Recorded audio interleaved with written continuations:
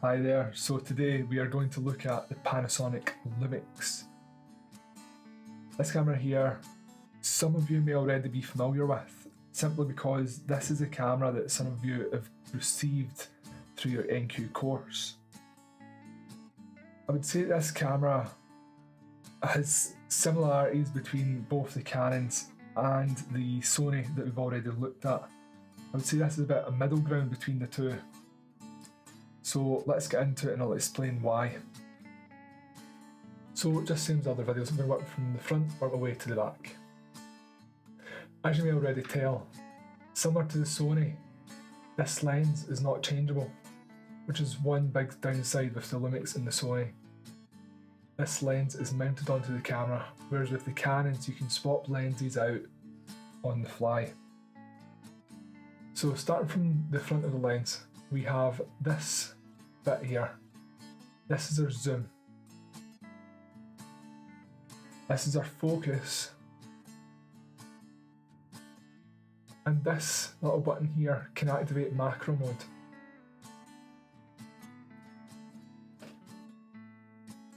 And really that's kind of it for the lens, or the buttons on it anyway. We'll get into the lens nearer to the end, as there is a few things to talk about there. Alrighty, so same with the Sony. You get a little switch here. This can also be used to zoom in and out. In the centre of that, you've got your half and full press shot button. And to explain what these all are, I'm going to turn the camera on. The on switch is here. Switch it to on. Now one thing that I'm going to do, which I couldn't do with the other cameras, I'm going to put this screen out so that hopefully you can see what I'm doing a bit better.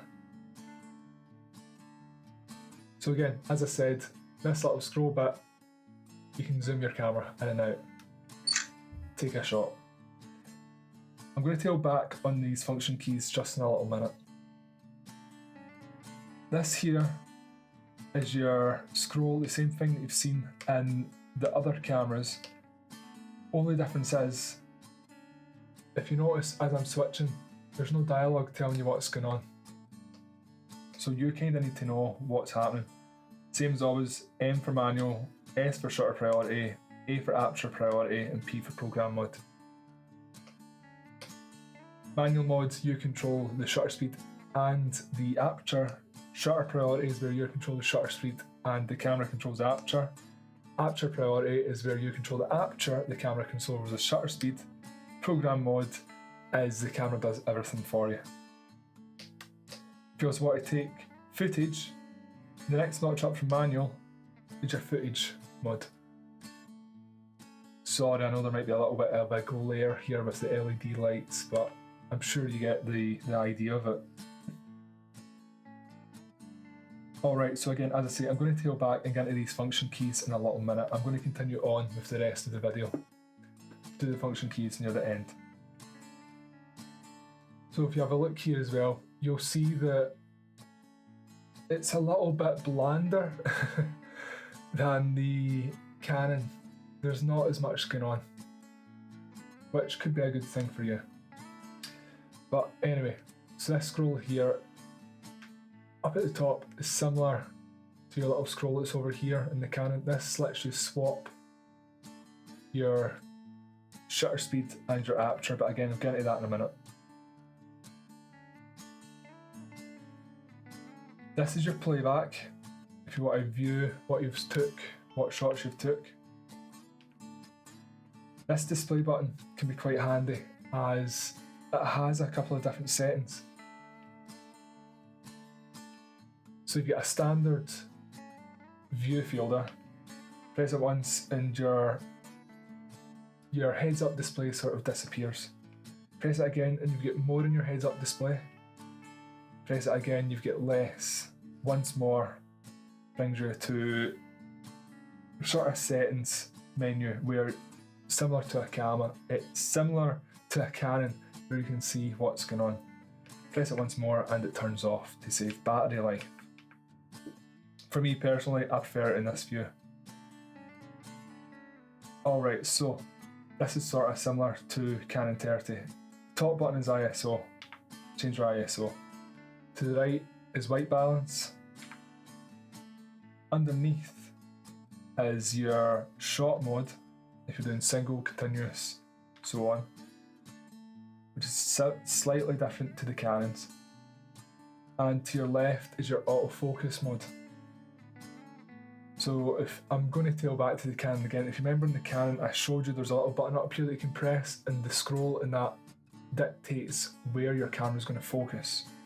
Well, in here you have to press left on this little dial and you can see these are where you change these settings. If you want to go into the menu, format your cards or do anything with this camera, you hit the center button. To back out, you press function 3. Okay, next I'm going to get into these function buttons and then I'm going to get into the zoom of the camera. So if we tail back,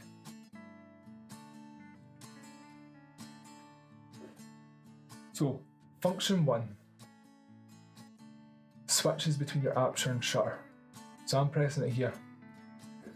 So press it once, in shutter mode now, I can use this scroll to adjust my shutter. Press it again, change my aperture.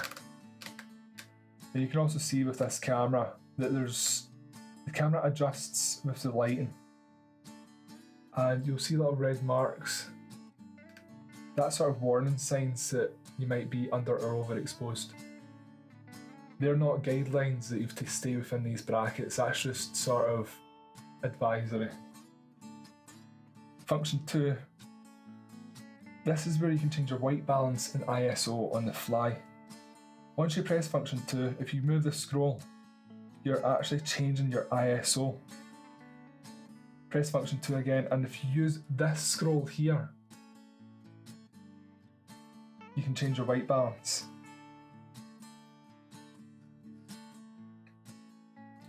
Function 3 is down here. This function key lets you change the settings of your filming, if you want better films, better frame rate, stuff like that. If you want different formats to your images, use function 3. Function 4 up here, it might not be too clear what's going on, but what's happening is when you first turn on the camera defaults. If your display is in here, your camera will default to have the screen in your viewfinder. Once you pull it out, it will then swap to here. Up here, this is a light sensor, so if this is blocked with light, if it was in the right setting, if this is blocked with light, the camera automatically assumes that you're looking through the viewfinder and it turns this LCD panel, or turns off this display. So what you do is you press this button once, and I hope you can see that, but now my view is constantly in this viewfinder. Press it again and the view will constantly be in this display, so even if I cover this won't change. And press it once more, this is us back to normal. So I use this when filming, as when I'm filming I always use the display and I make sure that it can only be in the display. This is just in case we're filming in low light areas so that I can monitor exactly what's going on at all times. Alright, so that's our function keys. And I never went over this guy here. So this is your focus buttons. It's a little latch and there's 3 different settings. Very top is your autofocus single. This is your standard autofocus mode where if you focus on a subject, the camera will not move from that subject no matter if you move the camera. It will always focus at that distance. AFC or autofocus continuous continuous means that when you focus the camera and you move the camera about, it's going to automatically refocus to whatever's in your viewfinder, whatever you're trying to view on. And manual focus, where you control the focus yourself. So, when in manual focus, you can use this little notch here to zoom in and out, or you can use this notch here to zoom in and out. And as I said earlier, you've got this smaller scroll up here, that's your focus. As you can see, when I do my focus, this screen here has a little square and it zooms in, so then you can make sure that you're focused on your subject. So I think I've covered the essentials when using this camera. As I said, hopefully now you'll see what I meant by the start when I said that the camera is like a blend between the Canons and the Sony that we've looked at. So yeah, that's me covered the range of the NQ cameras.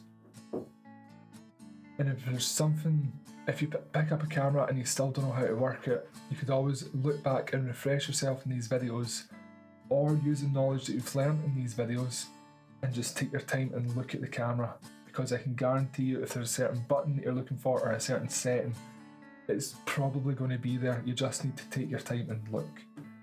So yeah, next we'll go on to the HNC equipment and NQs. If you're staying on the course, I recommend that you watch the HNC equipment as well, so that as soon as you go into HNC, you know how to use the gear.